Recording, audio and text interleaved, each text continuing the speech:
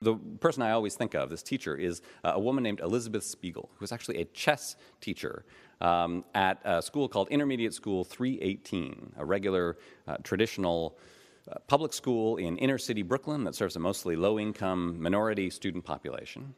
And yet, this school, for the last 5-6 years, has won basically every middle school chess championship in the United States. They've had an amazing run. And when I started working on my book, I heard about this school and wanted to understand what was going on, why they were doing so well. So I spent a couple of years following them around, going to their tournaments, going to their classes.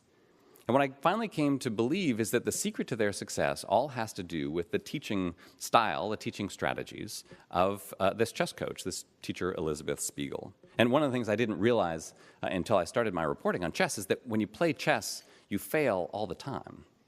No matter how good you are, you're still going to lose about half of your games. And even when you win, you're going to make dozens of stupid mistakes every game. And so if you're a grade 7 student and you're faced with that kind of constant daily failure, there are two real temptations. One is to just laugh it off and say, chess, it's a stupid game. I wasn't trying anyway, who cares? The other is to wallow in the shame of your loss and convince yourself you're the worst chess player ever, you'll never get better, you're a terrible person. And what Elizabeth was able to do was to guide her students between these two temptations. And she did it by getting them to look really honestly and straightforwardly at their own mistakes. After every game, whether you win or lose, you then have to sit down with Ms. Spiegel and replay the whole game, move by move. And I sat in on a lot of these sessions, and I have to say, they could be a little bit grueling. I somehow had this idea that she was going to be saying things like, oh, you tried hard, that's what's important, it's just a game, we had fun, right?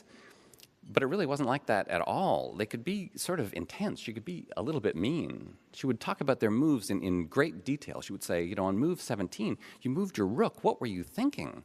There's this rule of thumb that I think every teacher knows, even if they're not quite sure where they first heard it, that you're supposed to give your students 5 compliments for every 1 criticism. And if you fall below that number, you might permanently damage their self-esteem. And it was actually Elizabeth who first told me about this rule. She was like, I'm a little worried about my ratio. And I was like, yeah, no kidding.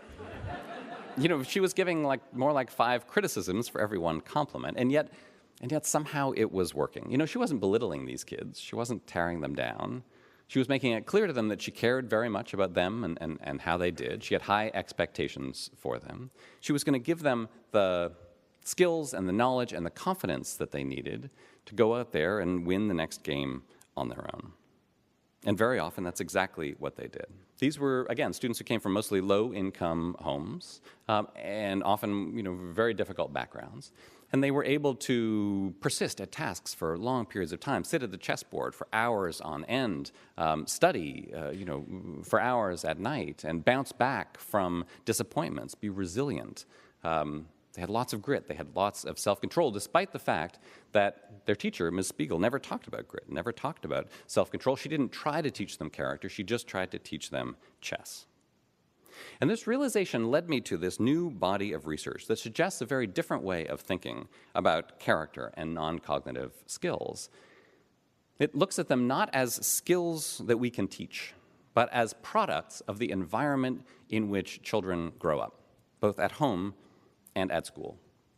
And that the most important part of that environment is the messages that children receive, often implicitly, sometimes explicitly, from the adults and the institutions around them, and that the messages that are most important are messages about failure, the ones that Elizabeth Spiegel was so good at finding ways to talk to her students about.